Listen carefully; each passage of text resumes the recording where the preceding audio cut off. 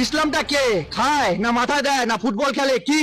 আমি ওটাই জানতে পারলাম না ইসলামটা কি। ইসলামকে জিজ্ঞাসা করছি, ইসলামটা কি তোমরাই বলো। এসেছিল পৃথিবীতে কিভাবে, তারপরে রূপ সাজ গোজ দিয়ে একটা ধর্ম যেটা মানুষের দ্বারা সৃষ্টি আবার মানুষকেই শেষ করছে, যার পূর্বপুরুষ হিন্দু। আমরা ইসলাম মুক্ত ভারতবর্ষ করতে চাই। আমাদের আজকে ইসলাম মুক্ত ভারত আমাদের দরকার। ইসলাম মুক্ত না করলে আমাদের মা বোনদের বাঁচানো যাবে না, সনাতনী ভাই বোনদের বাঁচানো যাবে না, মঠ মন্দির বাঁচানো যাবে না, দেবতার পুজো করতে পারবো না। আর এ তো সামান্য ব্যাপার। সত্য তেতা দাপরে শয়তান বিনাশ হয়েছে, কলিতে বিনাশ হবে। কলিতে কারা বিনাশ করবে? সাধু সন্ত। সাধু সন্ত বিনাশ করবে। বিনাশকারী সামনে চলে এসছে, ওদের সময় হয়ে এসছে। মমতা ব্যানার্জি হুঁশিয়ার। গোটা ভারতবর্ষে কয়েক কোটি নাগা সন্ন্যাসী আছে, যেটা আমরা মুঘলের সঙ্গে লড়াই করেছিলাম। সারা বিশ্ব বলছে ইসলাম মুক্ত ভারত। যে ভারত সারা বিশ্বকে তাকাচ্ছে, সেই ভারতকে রক্ষা করতে সারা বিশ্ব দাঁড়িয়ে গেছে।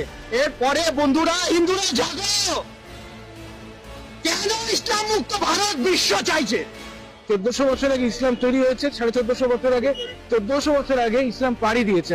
আমাদের দরকার জিহাদ মুক্ত ভারত, শুধু ভারত না, জিহাদ মুক্ত বিশ্ব। যে জিহাদবাদ বলছে যে মুসলমান ছাড়া কেউ থাকবে না, মুসলমানকে কেটে দাও, আর মুসলমান হয়েও শান্তি নেই।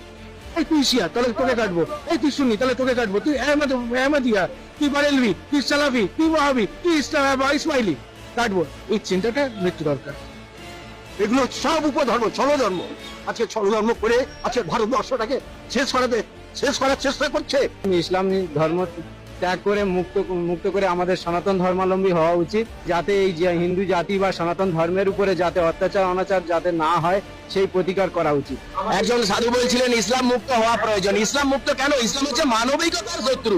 টেররিজমটাকে বাঁচিয়ে রাখার ইকুয়াল টু করলে মনে হয় ইসলাম।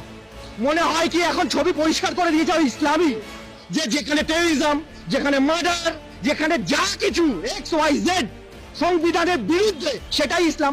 ভারতবর্ষ কোনোদিন ইসলাম ছিল না, ইসলামের শাসনও ছিল না, কেউ ছিল না। কারণ আমরা যদি দেখি ভারতবর্ষের ইতিহাস, সেখানে ছিল শুধু সনাতন ধর্ম। আমরা হিন্দুরা বুঝিনি, যার জন্য আজকে এপারে 35% হয়ে গেছে 6% থেকে। আমি সুমন্ত চক্রবর্তী, পূর্ব বর্ধমান জেলার 31 নম্বর ওয়ার্ডে আমার নিজস্ব পৈতৃক বাড়ি ছিল। আজ আমি 2018 সাল থেকে সেই পৈতৃক বাড়ি থেকে জেহাদি মুসলমানদের অত্যাচারে এক প্রকার তাদের ফতোয়ার জন্য সেই নিজস্ব পৈতৃক বাড়িতে 2018 সাল থেকে ঢুকতে পারছি না। আজকে যে হিন্দু সনাতন ধর্মটা কোথায় যাবে? আজকের হিন্দু সনাতন ধর্ম কোথায় যে দাঁড়াবে? ইসলাম বলে কোনো কথা ধর্ম ছিল না। আমাদের হিন্দু সনাতন ধর্মের শ্রীমদ ভাগবত, শ্রীমদ ভাগবত গীতা এই কথাই বলেছে, জগতের ধর্ম নামে যাহা কিছু চলে, ভাগবত বলে তাহা পরিপূর্ণ চলে। জগতে শুধু তো ছোট ধর্ম, মূল ধর্ম, দেহ ধর্ম করছে। প্রকৃত ধর্ম হলো সনাতন ধর্ম। যেটা বর্জনীয় সেটা বর্জন করো, যেটা নেওয়ার জিনিস সেটা নাও। এবার যদি তুমি এমন বিহেভিয়ার করো, বাকি সম্প্রদায়রা তোমাকে করোনা ভাইরাস ভাবা শুরু করে দেয়, ভাই তাহলে তো অ্যান্টিডট লাগবে তোমার বিরুদ্ধে। বাংলাদেশের সংখ্যা লঘু আমরা, সেই জন্য ওরা যার খেয়েছে যার পড়েছে তাকেই আজকে কারাগারে ভরে দিয়েছে। কিন্তু ভারতবর্ষ অত সোজা না। ভারতবর্ষ দিদিমণির ভারতবর্ষ না, ভারতবর্ষ সাধু সম্প্রদায়ের ভারতবর্ষ, ভারতবর্ষ ক্ষুদিরামের ভারতবর্ষ, ভারতবর্ষ আমাদের নেতাজির ভারতবর্ষ। সুতরাং দিদিমণি যতই নাচুক ঢাকের তালে তালে পশ্চিমবাংলাকে মুসলমান করতে পারবেন না। আজকে যখন সনাতন মা মাটিদের মানুষের অত্যাচার হচ্ছে, তাদের শাড়ি খুলে তাদের নির্যাতন করতেছে। আজকে সন্দেশখালী কি হয়েছিল? আজকে সন্দেশখালী মা মাটির মানুষদের আছে, তাদেরকে নিয়ে ক্লাব ঘরের ভেতরে নির্যাতন করে তাদেরকে কেটে ফেলে ছুঁয়ে আসতেছে। এটাই হচ্ছে ইসলামের সাধন। আর ওয়েস্ট বেঙ্গলে আমি জোর গলায় বলছি, এই মুখ্যমন্ত্রী মমতা ব্যানার্জি তিনি হচ্ছেন এর পূর্ণ মদত দিচ্ছেন। ইউরোপ, আরব সব জায়গার মুসলমানরা আজকে মমতাকে নিন্দন দিচ্ছে। এগুলো হচ্ছে রাজনীতি। রাজনীতিটা হচ্ছে নোংরা নীতি। ইসলাম মুক্ত ভারত তো দরকারই, তা সেই সময় এসে গেছে। আমাদের সনাতনী জেগেছে, হিন্দু জেগেছে, আর কত মার খাবে? মা বোনদের উপরে কত অত্যাচার হবে? বাংলাদেশে যেরকম জঙ্গি রাজ চলছে, পশ্চিমবাংলা তো সেরকম শুরু করেছে মমতা ব্যানার্জি আর ফিরাদ হাকিম। ওদেরও ক্ষমা নেই। এরা গদ্দার, এরা গদ্দার, এরা গদ্দার। আজ আমার গোটা শরীরে 18 থেকে 19টা। প্রশাসনকে বলতে চাই, আমাদের নবী আপনার নবী, আমাদের আল্লাহ আপনার আল্লাহ। আমরা জনগণকে বলতে চাই আমাদের আল্লাহ আপনার আল্লাহ, আমাদের নবী আপনার নবী। এটা কোনো সাম্প্রদায়িক আন্দোলন নয়, এটা কোনো সাম্প্রদায়িক আন্দোলন নয়, এটা একটা জাতীয় আন্দোলন। আমরা জানি আপনারা ইমারা কায়েম করতে পারবেন না, আমরা জানি যে আপনারা আল্লাহর বিধানকে আল্লাহর জমিনে বাস্তবায়ন করার ক্ষমতা রাখেন না, কিন্তু অন্তত সাতেমদের বিচারের আইনটা বাস্তবায়ন করে নিজেদের ঈমান এবং মুসলিমত্বের ন্যূনতম পরিচয়টুকু দেন। আমরা তাগুতি সিস্টেমের কাছে আবদার করতে আসি নাই, বরং আমরা অধিকার পেশ করতে এসেছি। এটা আমাদের কোনো দাবি না, বরং মৌলিক অধিকার।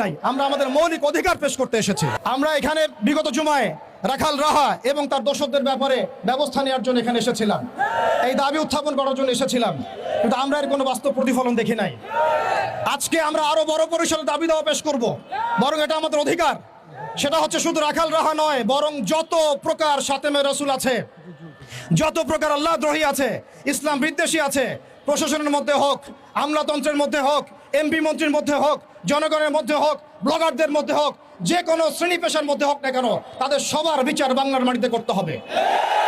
এখানে আমরা শুধু একজন রাখাল রাহার বিপক্ষে কথা বলতে আসি নাই, আমরা রাখাল রাহার যত রকম দোষর আছে, তাবেদার আছে, সবার বিরুদ্ধে আমাদের অবস্থান স্পষ্ট করতে এসেছি।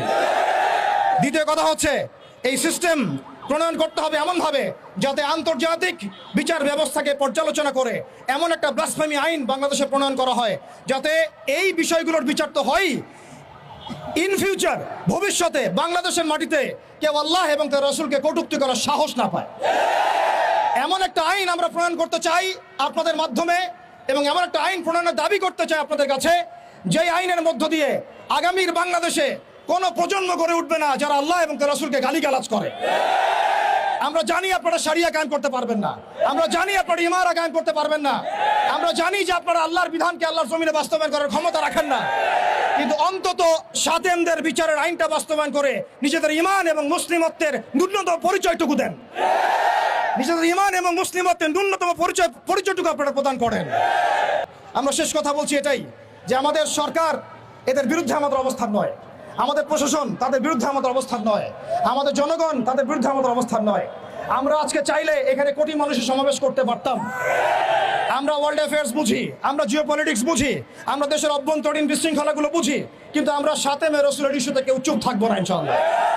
যতদিন পর্যন্ত আপনারা এটা বাস্তবায়ন করবেন না, ততদিন পর্যন্ত বাংলার তাওহীদি জনতা ঘরে কখনোই চুপ করে বসে থাকবে না। অতএব আমরা সরকারকে অনুরোধ করতে চাই, আমাদের নবী আপনার নবী, আমাদের আল্লাহ আপনার আল্লাহ। প্রশাসনকে বলতে চাই আমাদের নবী আপনার নবী, আমাদের আল্লাহ আপনার আল্লাহ। আমরা জনগণকে বলতে চাই আমাদের আল্লাহ আপনার আল্লাহ, আমাদের নবী আপনার নবী।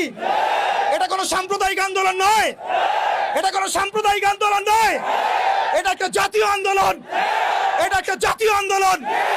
মান সাব্বা নবিয়ান ফাকতুলু, মান সাব্বা নবিয়ান, মান সাব্বা নবিয়ান। ওয়া আখিরু দাওয়ানা আনিল হামদুলিল্লাহি রাব্বিল আলামিন।